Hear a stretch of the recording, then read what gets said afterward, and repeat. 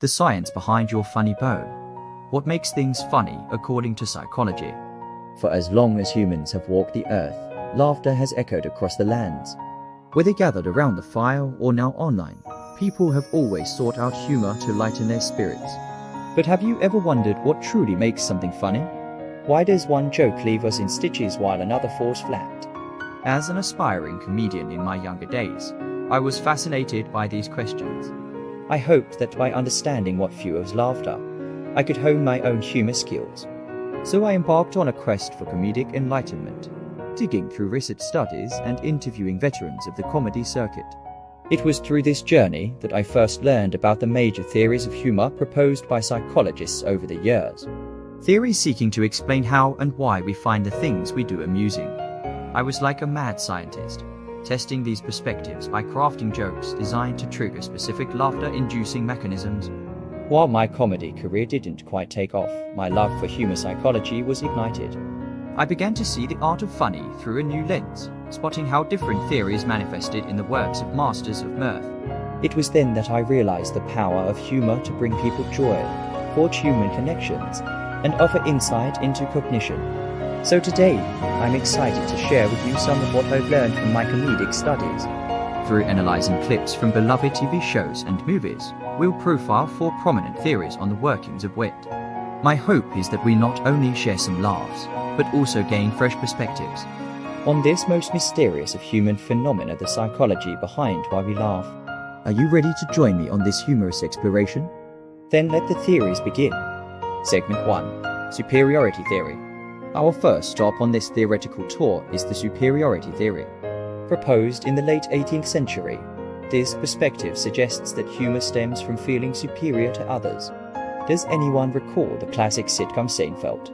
In one memorable episode, Jerry and George hatch a scheme to exploit a loophole at the movie theater. Pretending to be handicapped, they gain front row seats and perks from the overly accommodating staff. At first, their deception seems clever, that is, until Jerry's antics land them in an escalating comedy of errors. As their lies are exposed in absurd fashion, we the audience can't help but laugh at their expense. So what's so funny about Jerry and George's misfortune? Superiority theory tells us we find humor in seeing others, especially pretentious foes, taken down a peg or two. Their inflated sense of self-importance is deflated as reality intervenes. On a deeper level, this taps into social instincts. By laughing at those who trip up, it reassures our tribe of our own competence and status.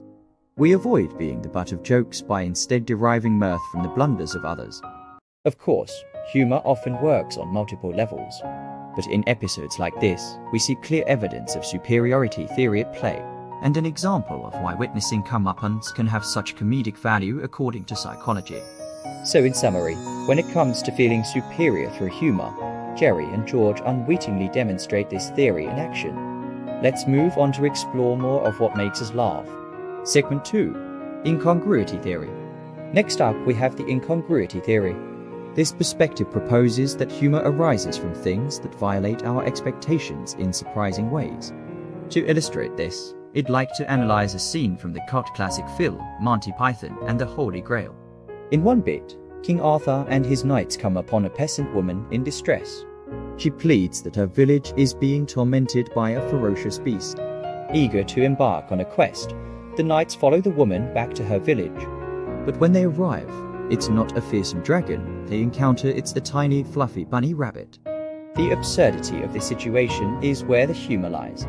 We expect to see a mighty monster based on the builder, only to get the most innocuous of creatures instead. Psychology tells us laughter serves an important cognitive function.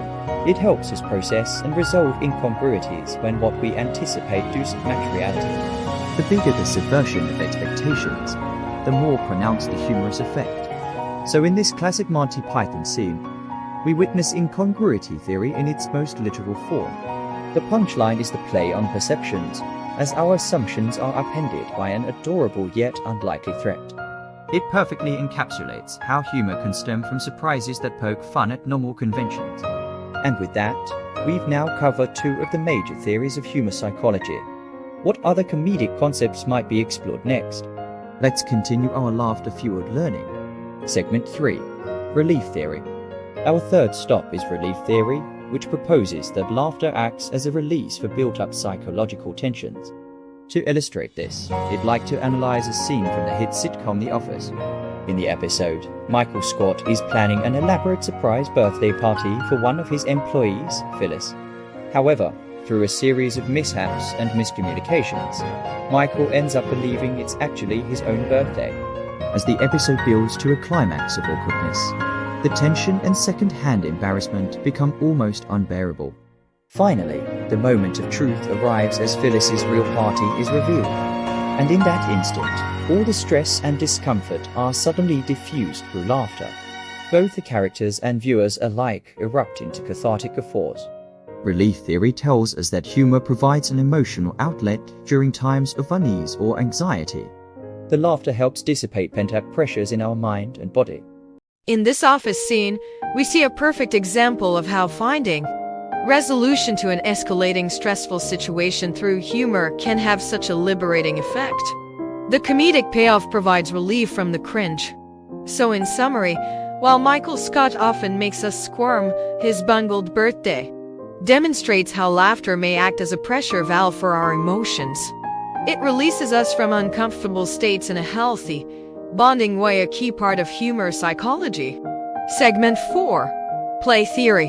For our final stop, we explore play theory, the idea that humor stems from human playfulness and nonsense. To demonstrate this, I'd like to analyze a clip from the acclaimed sketch comedy show Monty Python's Flying Circus. In one bit, a man is strolling through the woods when he comes upon another man stuck in a tree. What follows is a completely absurd exchange as they try in vain to figure out how the situation occurred and how to remedy it. There is no deeper meaning or punchline, it's pure silly nonsense. Play theory tells us humor evolved from human play, like how young children laugh during lighthearted games. It suggests we find amusement in incongruous or nonsensical scenarios that subvert seriousness. In this Monty Python sketch, we witness play theory in its purest form. The scene follows no logical rules, just whimsical banter for banter's sake. It taps into our inner childlike spirit that finds freedom and fun in frivolity without reason. So in closing, while we may never decode how that man ended up lodged in a tree, his predicament perfectly encapsulates play theory. Humor that comes simply from the joy of being absurd and unpredictable, like kids at play. And with that, we've reached the end of our humor psychology tour. I hope you found it as enlightening as it was entertaining. Conclusion.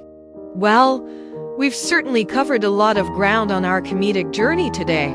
From superiority to incongruity, relief to play, I hope these clips and theories have offered some fresh perspectives on what fuels our funny bones.